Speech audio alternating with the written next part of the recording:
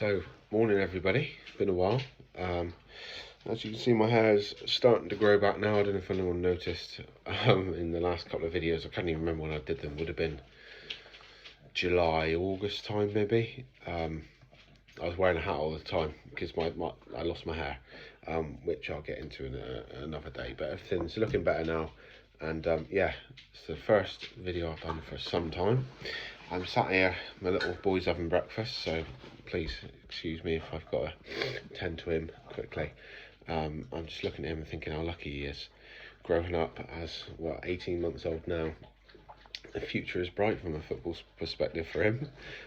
Well, for all of us, but, you know, he hasn't had to endure the shit that his father has, or that the older generations have, way more longer than I have. But yeah, so welcome to this, the morning after show, the morning after the night before. Obviously, it's been a while since I said that. It's not going to be the longest video in the world because, like I said, I've got the kids here. I'm going to try and start doing these more regularly. I will at some point invest in some sort of laptop or whatever, not purely just for this, but so I can like edit the videos properly and stuff. Because I can't. I've got no patience to do it on an iPhone. But anyway, all right, Bobs. So it's half time, 1-0 up. First leg Carabao Cup semi-final last night. I watched it on TV. Nervous, very nervous prior to this game. This was like prime Bruce Benitez about to play Chelsea Man City sort of nerves. Like, fucking are we, not are we going to get pumped, but this is going to be hard. Because Southampton obviously are struggling in the league. However, they just turned over Man City in this competition. It's a cup. It's not a one-off game because it's two-legged, but you know what I mean. It's a bit of a one-off, a break from the league. League form doesn't necessarily have anything to say about it. They're at home. It's a semi-final. They're going to be up for it, aren't they? And I've seen some fans online saying that we didn't play well. We should have beaten them 3-4-0. Garbage. It's a semi-final of a cup. Regardless who you play, even if we played my sort of local team, even though they're an hour and a half away, Plymouth Argyle, flying high at the top of their division, by the way, well done up the Greens. Even if we played someone like that, it's still going to be difficult in the semi-final, So overall, we could have played better. I thought we were a bit slack. Some of the passing was a bit off in the first half, but I thought both teams in the first 20-25 minutes looked a bit nervy. Miggy looked rubbish for the first 20 minutes, giving the ball away, losing it, misplaced passes. Him and Sean Longstaff were a bit careless in possession, but all of our players were. Trips was uncharacteristically wasteful with his passes at times, but I'm not here to dwell on the negative. Vast majority of my early videos were negative because of the Steve Bruce era. But yeah, it took us a while to settle. It felt like that goal was always going to come. But anyway, let's look at the starting lineup. So it was our regular 11, our strongest 11 that we've had in the league this year. The indomitable Nick Pope in goal. Fabian Schär, Sven Botman, right and left centre halves. Dan Burn at left back. Kieran Trippier right back. Joe Willock, who I thought was excellent once again, bar a couple of chances. Joe Willock, Bruno, Sean Longstaff midfield. Joe Linton wide left. Miggy wide right, and Callum Wilson through the middle. Chances. Now I'm going to do a longer video about how everyone's playing and what I think who should play. In the next game during the week. We've got a whole week now before the next game. No game of the weekend, so I've got plenty of time to do that. Chances. So Joe Willock had a couple of really good chances. One that he ballooned with his left foot, which, like they said on the commentary, you sort of give him that one because it's his weaker foot, even though he's a professional footballer who's probably on, 40-50 grand a week, possibly more. But the second one, he should have done a lot better. Joe Linton had a goal ruled out. Now, I don't really know the rule about... No, that was the Adam Armstrong goal I was going to say about. But yeah, Joe Linton had one ruled out that his adjuster touched his arm. like here, I thought he'd come off his stomach, but it was a tight one. Finished that decently, right in front of goals. What do you expect? But then he had a sitter, and it wasn't. I looked on the replay; it wasn't bobbling too much either, and he just fucking skies it with his left foot. That's like going back to what Joelinton was, what, 2.5, 3 years ago. So you're like, oh, fucking hell. So between the two of them, Joe Willock and Joelinton have 3 very good chances that you'd like to think if they'd fallen to a Miggy pre-World Cup or a Callum Wilson or an Isak or even Maximin, they would have put them away. So although we didn't play fantastically well on the night, I come away from that game thinking, well, if we'd been a bit more clinical, we could have been outside. So second half rolls round, we have a good first 5-10 minutes, and Southampton really start to turn up, and you thought, right, they've had a kick up the arse at half time. The fans are revving them on. That place can be very atmospheric. I went to the 4-1 victory in November. I was sat with the Southampton fans. But yeah, obviously that they were a bit, as you could, I hate the word toxic, gets thrown around so much. They were very negative on that day because obviously I think that was Ralph Hasenhüttl's last game, funnily enough, and the Southampton fans and the Newcastle fans were chanting in unison, "You're getting sacked in the morning," which I don't think I've ever heard before. You know, both sets of fans perfectly in time as well. You know, what a melody. So yeah, I know how atmospheric that stadium can be when the Saints go marching in tune with the brass band at the start. It does get you going a little bit, you know. They start to come on top. Then we laboured for a while, and I can't remember when the goal was scored. I reckon around the 72, 73 minute mark, perhaps. You know, we're playing some decent ball at times. You know, lovely passing, and it was that last pass up to Wilson, who I thought struggled a little bit yesterday. Now, a lot of that's got to do with the service into him. But we laboured for a while, so substitutes were made. Isak and Maximin come on. I can't remember who came off for Maximin. I've got a feeling it was Miggy Almiron. It was either Almiron or Willock. Yes, because Callum Wilson obviously came off for Isak. ASM, I'm going to do a separate video on him and some of the fans' opinions on him.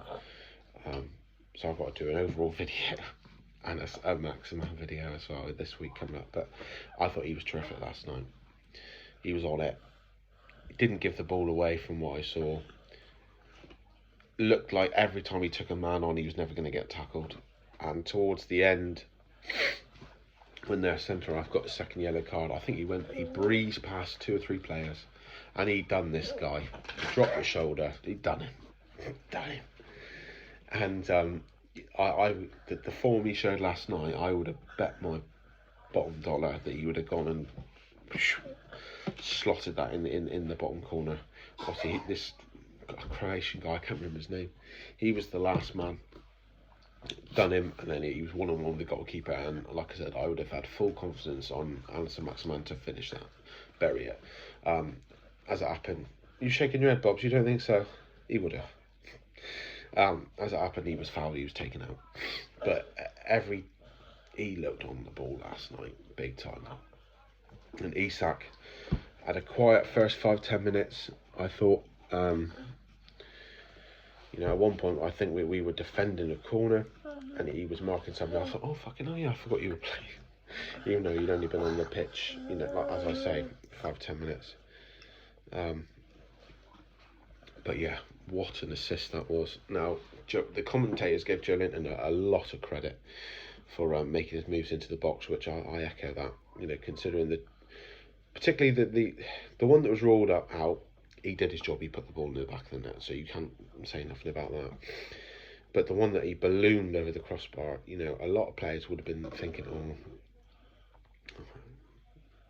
encourage someone else to get in the box maybe. But he's timed his run perfectly, you know, emptied the tank to get there, fantastic. But Isak, around on the outside, I was texting my friend he's a big team fan like myself, saying that Isak, although we've not seen a lot of him, he just oozes quality. Just something about it, you just know he's got it, whatever it is. It drips off him, you know, his touch, the way he dribbles, the way he controls the ball sometimes, even the way he passes the ball, you know that this is a top player, or will be a top player. And he burns the fullback on the outside. It's a little drop that's gone, and the pace.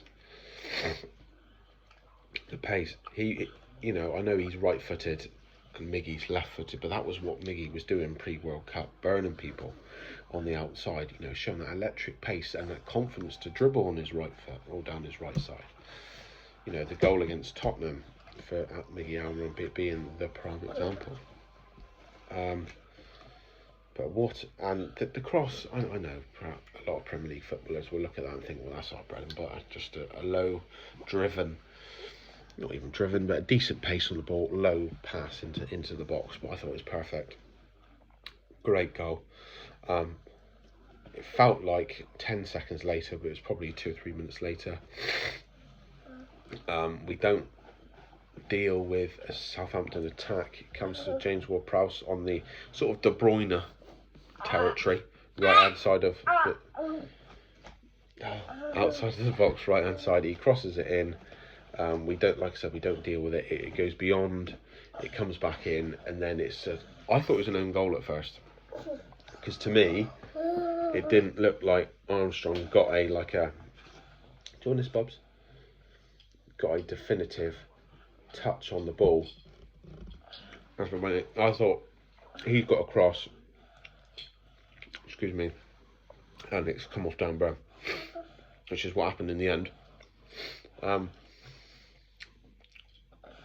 VAR check ensues. There's time added on as a result of this. They take their time with it. I'll be honest,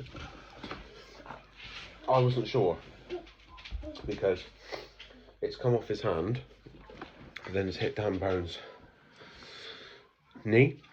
So if a player, I know it's totally different with intent and all that crap, but like if a player, say if the ball's coming at you and you control it with your hand, or catch it, drop it, and then bang, smash it into the net, is that different to then you just do it with your hand and then it comes off the opposition? I don't know.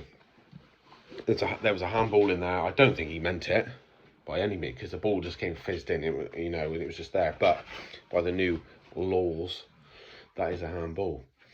So I wasn't sure. So I was hoping it was going to get disallowed, because, you know, for them to respond so quickly off the back of us finally scoring, the fact that the Saints fans would have been up then, and it would have been a very tricky last however long was left, 10 minutes say, to get out of there with a draw. I think would have been. I had confidence in the team to achieve that, but it would have been hard. It would have been tough. But yeah, thankfully it was disallowed. We could have maybe scored again. Maxi laid off a pass, I can't remember who to, when he probably should have shot. But like I said, Maxi was on it last night. There was no taking on one man too many. There was no, oh, you should pass it, but you're not going to. There was no pot shots from a weird angle. He was very good yesterday, very good. In the end, like I said, they had that guy sent off. The team show some, you could say, questionable attitudes. Some would say shithousery. I would say a mental toughness, and we don't give a fuck that we're your stadium. You are not going to bully us. We're going to give it. You're going to mouth off to us. We'll mouth off to you. Which I enjoy that. And it's nice because Eddie Howe, I think there was a perception of him being a soft manager when he first turned up. You know, Bournemouth, they played nice football, but they weren't defensively great.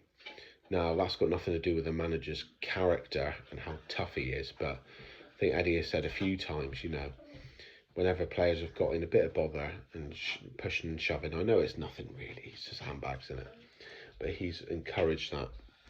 You know, we're not here to make friends, we're here to compete. Love that message. It's nice to see. So that's it. 1-0 half time, as I said. You could say that we have the upper hand, not just because of the scoreline, but all we got to do now is avoid defeat. Avoid defeat at St James's Park. The atmosphere will be through the roof. I wish I was going. Tickets are all sold out. But I'm going to try and, because my wife was working last night, so I was at home with the kids. Luckily, they were both in bed. But you know, anyone watching this who's got kids knows that if you're home alone, you can never fucking relax. Particularly when you've got kids my age. You know, one's 3 and one's 18 months. You're on the edge of your seat waiting. So next week, it's payday as well now. I might try and fucking go out and have a few shandies and enjoy it. Get amongst all the plastic Liverpool fans that live round where I live, who have never been to a Premier League game. That's not a dig at my brother, by the way. If you're watching this, Liam, it's not a dig at you. Just a lot of other people. Hang on, sweetheart. But yeah, I'm going to wrap it up there. Thanks for watching. Please like, comment, subscribe, all that good stuff. And I will do 2 more videos this week. It's nice to do another video. I will explain all this in one of those. But yeah, thank you for watching. Have a good day.